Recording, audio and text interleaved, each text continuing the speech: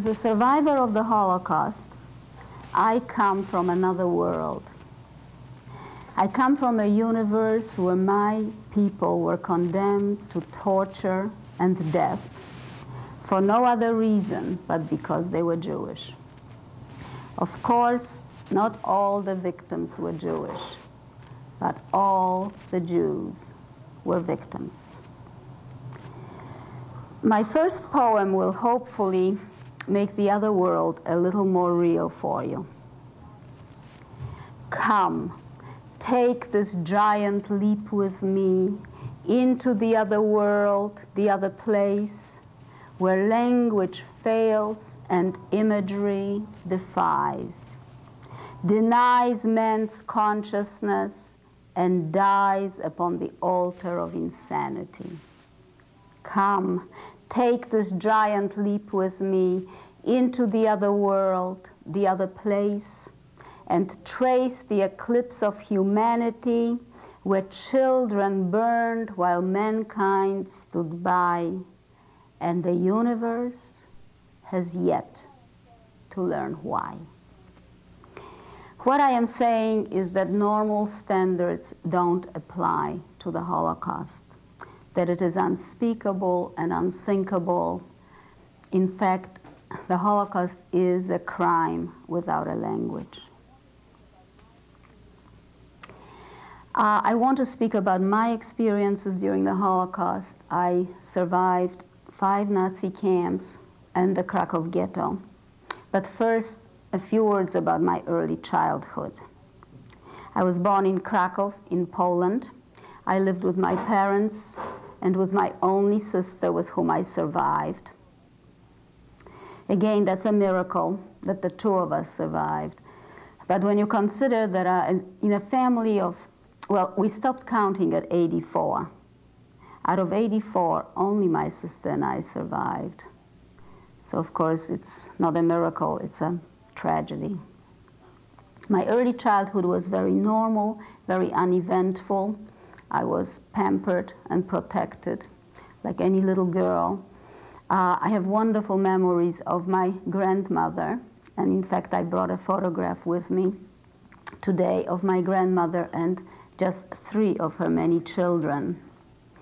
My mother is in that photograph sitting on the floor. She's perhaps a 1.5 years old. The summer months that we would spend on the farm were wonderful. My memory of picking mushrooms and berries and the wonderful smell of fresh baking bread. The other memories that always come back to me when I speak about my early childhood is when I remember my parents and other members, aunts and uncles, would talk about trying to get out of Europe. Now, getting out meant that you had to have someone who was willing to take you in, perhaps in the United States. There were very strict immigration laws. We could not go to Palestine because the British would not allow any numbers of Jews to come in. In fact, in 1939, they literally closed the doors to the Jewish people who were trying to get out. And so there was no place for us to go. And no matter how my parents and the other members of my family tried to figure a way out, there just wasn't any. And so we were trapped and we were slaughtered. For me, the beginning of the end starts in 1939 with the invasion of Poland.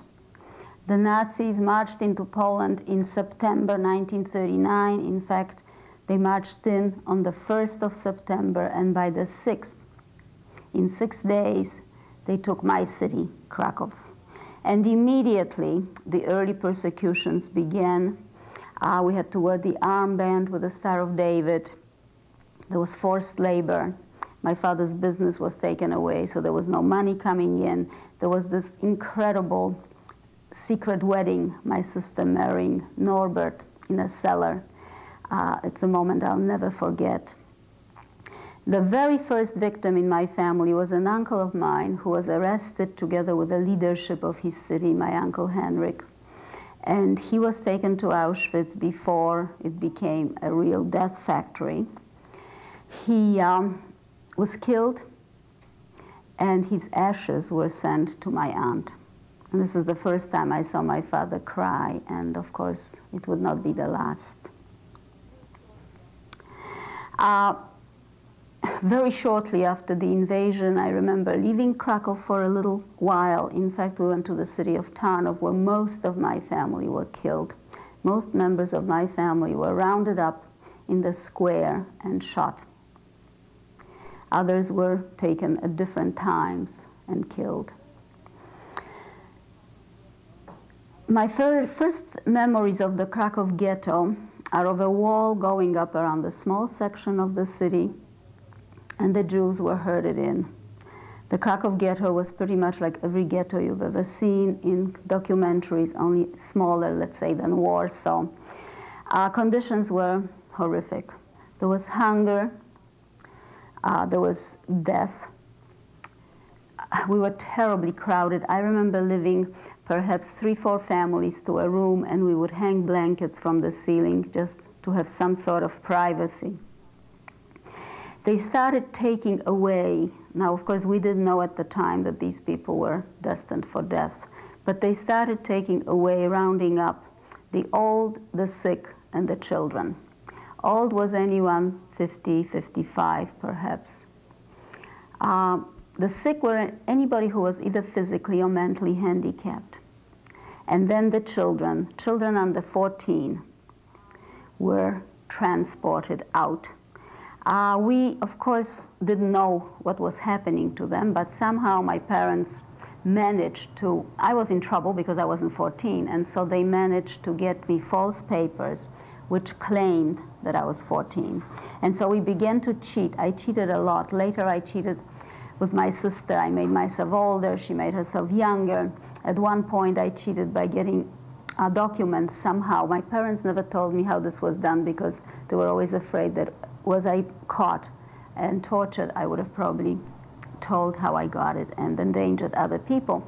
So I have no idea how this was done. But one time they managed to get me papers which would allow me to get out of the ghetto with Aryan papers, claiming that I was not Jewish. My mother even dyed my hair blonde.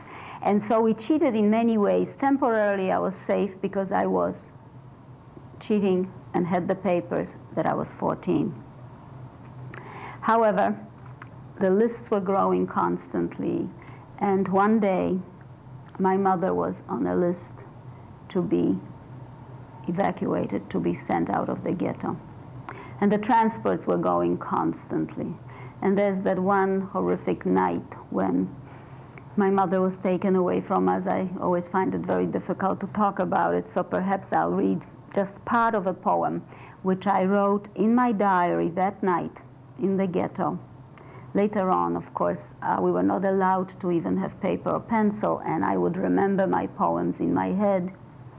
And eventually, after the war, I wrote them down in Polish, and then finally into English. This is part of that poem which I wrote that very night when my mother was taken. I suffered, but I didn't cry. The pain so fierce, so deep, it pierced my heart and squeezed it dry. And then I fell asleep. Asleep in agony and dreams, a nightmare that was true. I heard the shots, the screams that came from us, from me and you. I promised I would tell the world, but where to find the words to speak of innocence and love and tell how much it hurts? About those faces weak and pale, those dizzy eyes around, 6 million lips that whispered help, but never made a sound. To tell about the loss, the grief, the dread of death and cold, of wickedness and misery. Oh no, it can't be told.